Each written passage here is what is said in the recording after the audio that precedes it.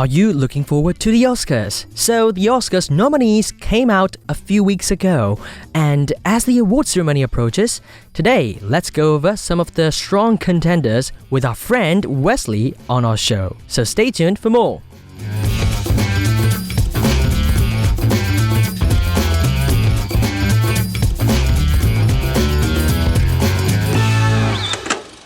Hey, come on! The screening is about to begin! This is Cinematic Motif.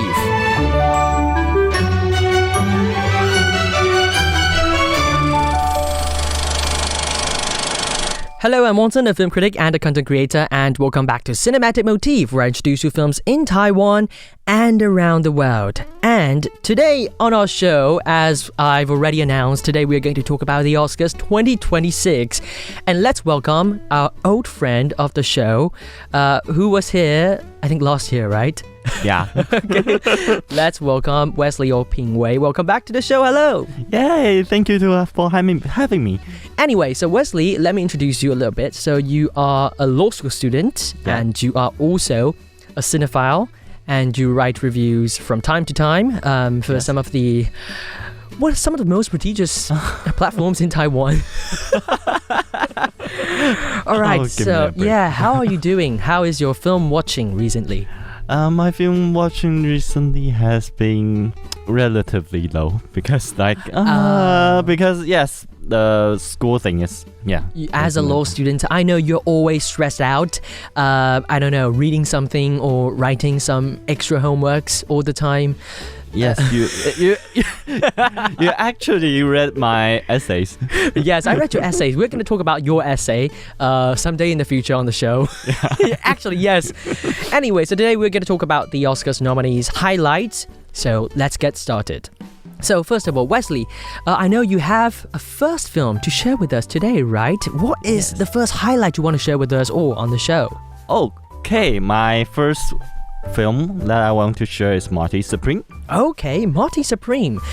In Mandarin Chinese, it's called 横冲直闯. So Marty Supreme is a story about a hustler's obsession with becoming the world ping pong champion. I think the most interesting aspect of the film is that the protagonist is deeply flawed. He is very chaotic, but he is also very charismatic.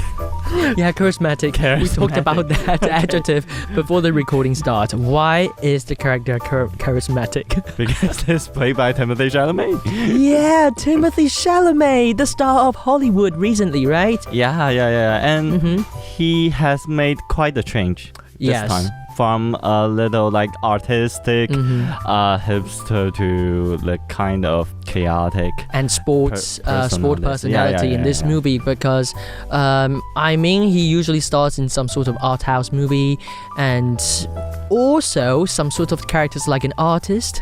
Characters like writer or some sort of singer. Melancholy character. I don't know.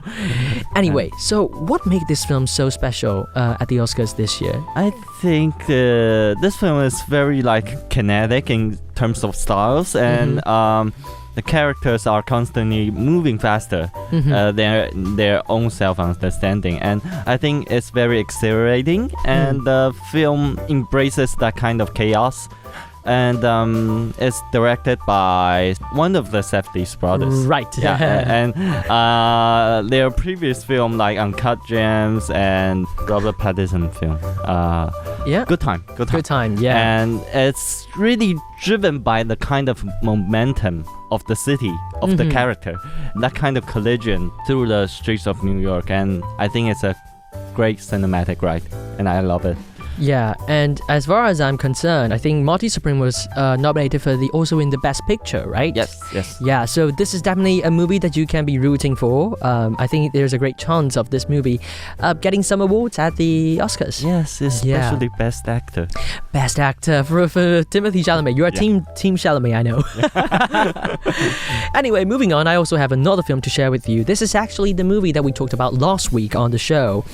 It is called It Was Just an Accident. Yeah. Wesley, have you watched the movie? Yes, I have. Yeah, do you like it? Yes, I do. You do. Not as much as the Marty Supreme. Yeah, I mean, like, it was just an accident. It's more of like, it's more drier than Marty Supreme. Anyway, this is also the winner of Palme d'Or at the Cannes Film Festival last year. So it was just an accident. It begins with a car accidentally hitting a dog. And then the protagonist, Vahid, believes the driver of that car may be the interrogator who once tortured him in prison. Yet he cannot be sure, so he went on to talk to a lot of other detainees to find out who the interrogator is. The big thing about this movie is that the director, Jafar Panahi, who is critical of the Iranian government and has been imprisoned several times in the country, he made the film without any official filming permission, and also he is trying to break the limits of expression freedom in Iran. And I mean, that spirit can be something that may influence the results, right, Wesley? Yeah. Especially with, like, the state affairs. Yes, with the state affairs, with what is happening right now in Iran, I think there is a great chance that these voters would just vote for Jafar Panahi in the Best International Feature category or Best Original Screenplay for this movie, just to show their support of Iran. So I think, anyway, when we're reviewing Oscars, this sort of society's thing happening, it's worth observing. Yeah. Right. Yeah, anyway, so we talked about two films for now. It was just an accident, nominated for the Best International Feature, and also Marty Supreme. And we're going to be right back, and we have more movies to share with you upcoming next. Listen! Are you listening? This is the sound of my country. This is the sound of Taiwan.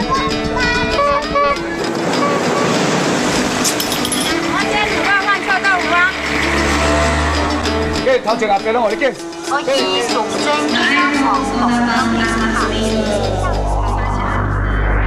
Taiwan, a small island with a whole world of sounds. Welcome back to Cinematic Motif on Radio Taiwan International. I'm Wanson. Today I'm joined by Wesley, my old friend, cinephiles, and anyway, Wesley, say hi to our listeners. Hi, it's nice to be back. Yeah, so we were talking about the highlights of the Oscars 2026 nominees this year. And now moving on, Wesley, what is the next movie in your highlight list this year? Yes, the next movie I would like to talk about is One Battle After Another. Oh, by Paul Thomas Anderson. Right, the PTA, Paul Thomas Anderson. This movie is also called, in Mandarin Chinese, 一战再战. Okay, so what is this movie about? So this movie is about, I would say it's an action thriller, and it follows the story of a ex-revolutionary, which is portrayed by Leonardo DiCaprio, right? And who is forced to be back into his former lifestyle because his daughter is being hunted down by his past enemy. Right. As I said, it's written and directed by Paul Thomas Anderson, and he has offered some of the greatest film in 21st century, like Phantom Thread and Licorice Pizza. I love Licorice Pizza. Oh, really? It's you're the first one that you know that films is just I always love that sort of coming of age stories, and then stories that happen in high schools. And so okay. Yeah, Licorice Pizza, it's my cup of tea. okay. Yeah. So this time he is more attuned to the kind of political state right now in the US, and with some great direction that you won't be able to forget long after the film ends. Wow. And especially the climax scene. I won't tell much about. Don't be a spoiler. Yeah. It's about the wave of rose. Right. Okay. So when I was watching that scene, I remember thinking, wow, perhaps this is what the zeitgeist is feels like, or hears like, or looks like. In a way, it's a film both tells a story of its time, but it's also timeless. Right. Okay. So I think you mentioned the concept of zeitgeist. Could you please explain a little bit to the listeners? What is that concept? Okay, this a German word, and it means kind of the spirit of the time. Yeah. So it is a story that can reflect the society right now. Yeah, exactly. Okay, that is a good one battle after another, and with Leonardo DiCaprio in the leading role. I think, yes, this is going to be a movie that can be highly anticipated at the Oscars this year. Anyway, moving on, I also have another one to share with you. My next highlight list would be The Secret Agent. Okay, so I watched this movie. Yeah, the Brazilian film. I watched this one at Cannes Film Festival. Anyway, the story follows Armando, played by Wagner Moura, a former professor caught in the political turmoil in the midst of the Brazilian military dictatorship. So it's ultimately still talking about politics and history and how this professor attempts to flee persecution and resist an authoritarian regime. This sort of film that talks about memory, counter-authoritarianism, it just makes people feel relatable somehow in this generation. And most importantly, I think this movie is really, really sexy. In a sense that Wagner Moura's performance is really, really seductive. Okay, you can take a look at this movie. So, I mean, like he's always wearing a shirt, and the shirt is not fully buttoned. Yeah, so very interesting, and it's sort of like a genre film, with the sort of like someone running away from the government and being chased, but it's very, very creative. And there is also a reference to The Jaws by Steven Spielberg. Yeah. That's also very interesting, especially one of the scenes with the shark coming out. I mean, you just have to watch that scene in the theater. I don't want to be a spoiler. That is just so interesting. But the big problem of The Secret Agent for me is that it is a bit too long. Remember, it's talking about, I said it's talking about dictatorship and the memory of dictatorship, right? So there is a jumping between the present and the past. I just feel like the some of the scenes in the past is just too long for me.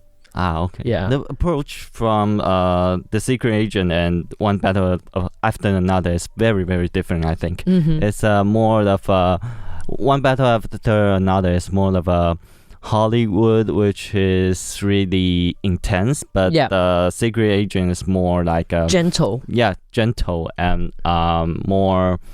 It feels like drinking water somehow. Yeah. And it's very special that you tell the kind of story like this. Yeah. And especially it is so huge for the past 1 year right now. Yeah. So at the Cannes Film Festival, it won the Best Actor and Best Director. And then at the Golden Globes, which just ended a few weeks ago, it won the Best Actor, Best Foreign Language Film. Wow. So at the Oscars this year, it was nominated for the Best Picture, Best Actor, Best Casting, which is the new category in the Oscars this year. Yes. And also the Best International Feature Film. With so many nominees and the record of winning at the Golden Globes, this film might get an award at the Oscars. Yes. With a high possibility. Yeah. So do pay attention to The Secret Agent.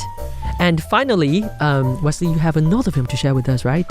Yes, the next film is that I want to recommend is Sentimental Value. Mm-hmm. It is a film that I think most people said that it describes a family drama between the daughters and their father. Right. But who the father is a director, which is interesting, I think. Yeah. Well, right, it's a movie about family, right? But I think it is also a movie about filmmaking. The filming.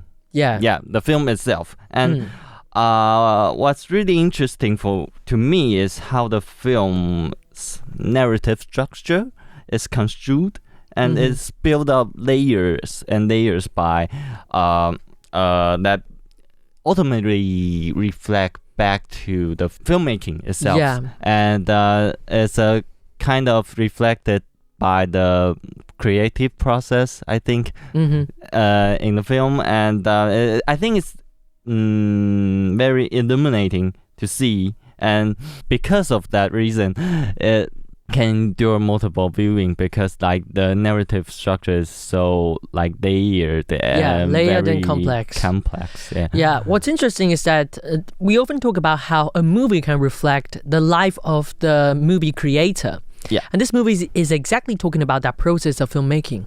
How the director father turn his relationship with the daughter into a movie. Yes. So ultimately, it's a film about making a movie. Making a movie, and through that process, the reconcile of the family drama. So it's all mixed together. But my critique would be like, in recent years, people always get high when a film talks about filmmaking. Yeah. So Resurrection? will there be a will there be a overrated? Will this film be overrated? That could be the question. And for me, I think watching Sentimental Values is sometimes a bit too slow and too self-indulgent. And although the acting performance of this movie is really, really strong, I have to admit. All right, so these are some of the nominees highlights in this year's Oscars nomination list. And finally, I'll give you a final chance for us, actually. So Wesley, are there any films that is missing in this list that you find really, really you want to see them in the list? Yes. For example, me, it's No Other Choice by Park Chan-wook. Okay, and for me, I would say, as a Taiwanese audience, The Left-Handed Girl by Zhou Shiqing. My devil's hand. Yeah, your devil's hand. Anyway, so these, I really hope to see that film. Taiwan's submission to the Oscars in the nominees this year, but that is not happening. Anyway, so these are the highlights in the nominees this year. I hope you can all go watch the Oscars. It's going to take place on 15th of March. And then Wesley and I is going to be still staying here. We are going to still be here next week to discuss some of the trends at the Oscars this year. So if you're interested in that, do remember to come back next week. Yeah, all right. See you next week. I was going to call you Oscar, but you're not Oscar. Wesley. Thank you so much, Wesley, for today. Yes, thank you for having me. So final song for you today is Years and Years and Shine. I hope these films all shine at the Oscars. And that's all for our show today. And if you've got any requests or feedback, as always, send your email to wanson@rti.org.tw. This has been Cinematic Motif. Thank you for tuning in. I'm back next week. Goodbye. Hear that rhythm, can you show me how we can escape? I was biting my tongue, I was trying to hide. I'll forget what I've done, I'll be redefined. It's shaking the sky, and I'm following lightning. I recover if you keep me alive. Don't leave me behind. Can you see me? I'm shining, and it's you that I've been waiting to find. I'm holding it all tonight, I'm folding it all tonight. You know that you make it shine. It's you that I've been waiting to find. I'm holding it all tonight, I'm folding it all tonight. You know that you make it shine. It's you that I've been waiting to find.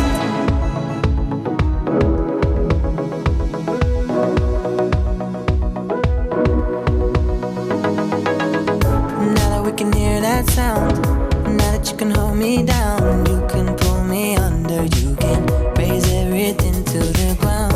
Everything I can arrange, every part of me you change. Just hold me together, tell me you'll always want me to stay.